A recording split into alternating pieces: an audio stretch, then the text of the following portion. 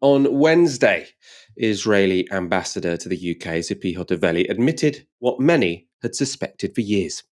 Is there still a chance for a two-state solution? I think it's about time for the world to realize the Oslo paradigm failed on the 7th of October, and we need to build a new one. And in order to build a new one... Does that new one include the Palestinians living in a state of their own? Is that what it includes? I think the biggest question is what type of Palestinians are on the other side. This is what Israel realized do they on have 7th a state, of October. though? The answer is absolutely no. Sorry, in my introduction, I said what many have suspected for years. What I should have said is what many have known for years and many have been trying to ignore.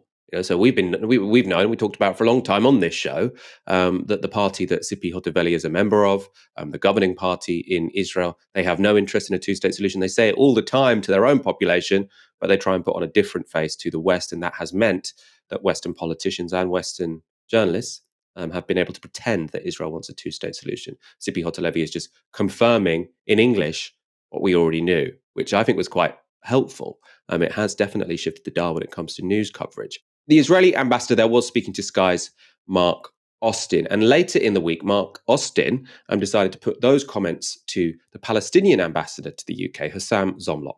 No two-state solution, she says. After everything that has happened and is happening, do you envision an independent state of Palestine alongside the state of Israel? I don't envision. This is reality. We are a people, and the people live on our land. We have legitimate representation and government. That is the PLO. Our platform is very clear. There is international consensus on the need that Israel ends its occupation that began in '67, and that a state of Palestine is established with Jerusalem as its capital, and a fair and legal resolution to the issue of refugees. Right. That interview with the Israeli ambassador should not have been shocking to you, Mark. I think what she said was not really the shocking part, because she has been saying this for a long time. Right. Well, and her government was saying this for a long time. Right. I'm really shocked that you were shocked, and the rest of the world, the UK government and everybody else was shocked. I mean, this has been happening for decades, Mark, not just by Israeli words, by Israeli deeds. What I thought was really great about that interview, we're going to show you a bit more of it in a moment, but is, it's often the Palestinians who are put forward as, the extremists and the Israelis are the moderates. But then you've got two ambassadors, so one for the Palestinian Authority, one for Israel. And for Israel, she's saying, hell no, we don't want a two-state solution. That's crazy. That's out of the question. And then you've got the Palestinian ambassador who's saying, look, international law is that we want a two-state solution. Everyone says that, everything he's saying is just sort of, he sounds more like what the American president would say, He's sort of almost saying the Western consensus. Well, the Western consensus in terms of what they say, obviously the problem with the West when it comes to this issue is they say one thing and they do another. So they say they want a two-state solution and then they give Israel unconditional backing while they make a two-state solution impossible. But I do think that sort of if you showed the British public, a picture of the Israeli ambassador and the Palestinian ambassador, and you sort of said to them, which of these two is the more extreme? I'm sure most would point to the Palestinians now. I mean, partly because of racism, presumably, but also because of what people have read about Israelis and Palestinians in the press.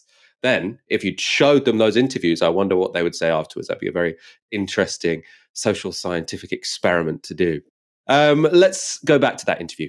Her point is that everything changed on October the 7th, the murderous attack on October the 7th. And she's basically saying, why should we negotiate a two-state solution? Yeah, because before the October the 7th, the two-state solution was being really implemented by her government. I mean, look at who she is. Just for example, she was the Minister of Settlements before she arrived to the UK as the ambassador. And Israel has increased its settlement building in the occupied West Bank by 500% while we were in the middle of the Oslo peace process to achieve a two-state solution. We signed the Oslo process in 1993. There were less than 120,000 Israeli illegal settlers.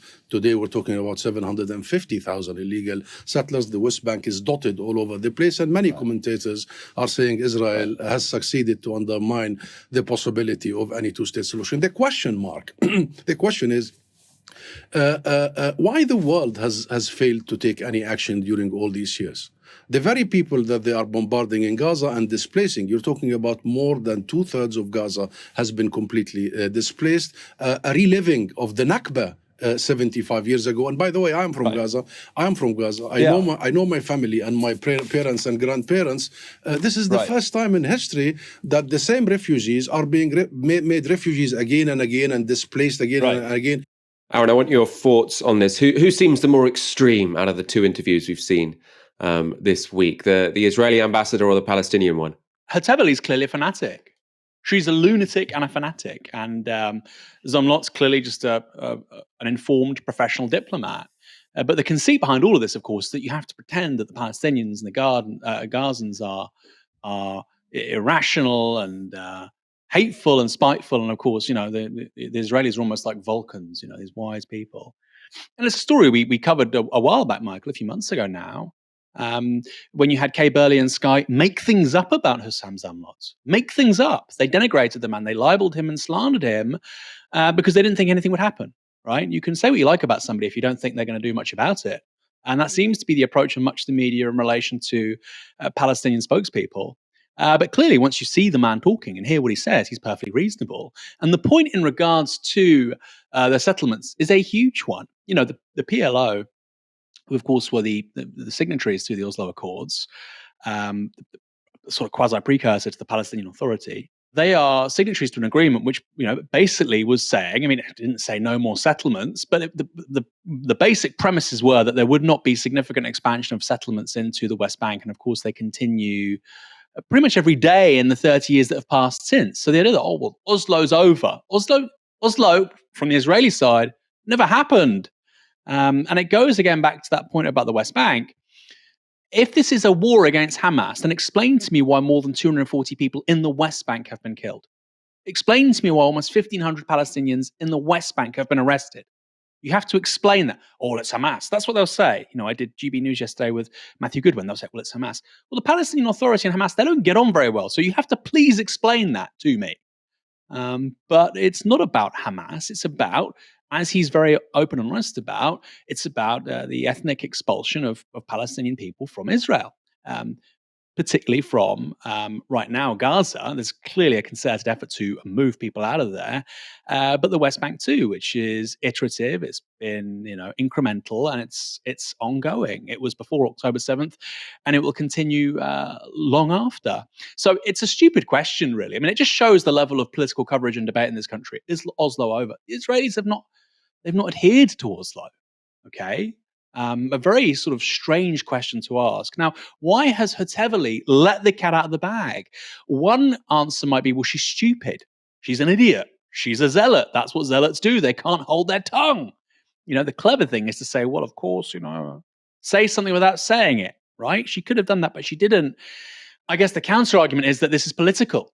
She thinks there's going to be an election in Israel soon, and that this is exactly the kind of messaging she would need to project if she wants to win over the increasingly influential right-wing Israeli electorate. And it is increasingly right-wing. We can talk about Zionism and various aspects of it, but I think about 60%. There was a great survey I reported on a few years ago for Novara Media.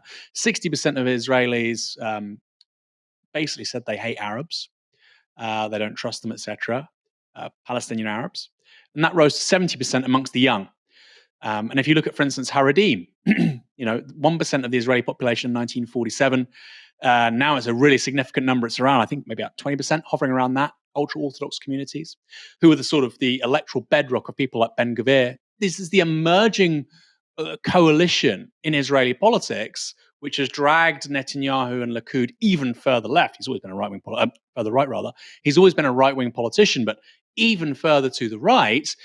And it's those people that arguably Husam is now signaling to. It's like a bat signal. We will not recognize a potential state of Palestine. Of course, if she wants to run and she wants to appeal to the exact same people as Ben Gvir, then that's what she needs to say. So it's interesting, isn't it? There's two sort of schools of thought here. One is that she's just a zealot, she can't hold her tongue. Another is that actually she knows exactly what she's doing. And look, I think Israeli politicians will do what they have to do to get elected. That's how politicians work. But it really is incumbent now, Michael, on the British media to report this accurately and be perfectly honest that Israel does not want a two-state solution. They don't. Okay, you've got the Jewish labor movement and Labour. You've got, David Lammy. You've got people in the Tory party all pretending that the state of Israel and its government wants a two-state solution. It doesn't. It hasn't for a very long time. The difference is that Hetzaveli and Ben Gvir, they're being quite open about it. And finally, Michael, the point of liberal Zionism is that Jews have a state. Okay. Now, people have a range of views on this, but that's what it means. It means they have a state, so they can't see the horrors of the Holocaust and of 19th century events in Russia, in Europe, repeat themselves. Okay, that's the point of Israel. That's the point of Zionism. You have a homeland for Jewish people so that they can be protected as a people. But it also means you want to be a quote unquote normal state. Jews just want Israel to be a normal state. Israeli Jews, they just want to be a normal state. Well, if you want to be a normal state, you're going to have borders. Okay, you're going to have internationally recognized borders. And by having settlements built every single day in the West Bank, you're not having internationally recognized borders. These are illegal settlements. So on the one hand, people say, well, why do you want to treat Israel so differently? They're just defending themselves. They're just a state. Why talk about them and not these other states? They're quasi-state in some ways because they want to be treated like a nation state in certain respects, but they refuse to behave like one in others. And this is hugely important, Michael, because you can't on the one hand say, we just want to be a normal state, and on the other, behave completely unlike any normal state out there. People always say, well, why do you hold Israel to a higher standard? What other country in the world is expanding settlements in another country, outside of its internationally recognized border? I mean, you might be able to say Russia in Ukraine, although even that's unclear. Are they building permanent settlements in Ukraine? They're definitely breaking international law. Let's be clear about that. But whether it's that law is somewhat unclear. I mean, maybe there are other examples around the world, but there's definitely no one who's been doing it for 56 years, which is how long Israel has been expanding settlements outside of their internationally recognized borders. So there is something exception about that. Why do you treat Israel so differently to other states? Well, Israel is in many ways quite different to other states because not many other states I can't think of any, are doing sort of settler colonialism as we speak. There's a debate about whether Israel is settler colonialism within the 1967 borders. Lots of people I really respect say that it is, but everyone can agree, liberal, conservative, every international lawyer in the world should be able to agree that what's going on in the West Bank is settler colonialism. That's not controversial. And they've been doing that for 56 years. Right? And they said, why are you treating us differently? Why are you treating us differently? Because you're doing something pretty goddamn different.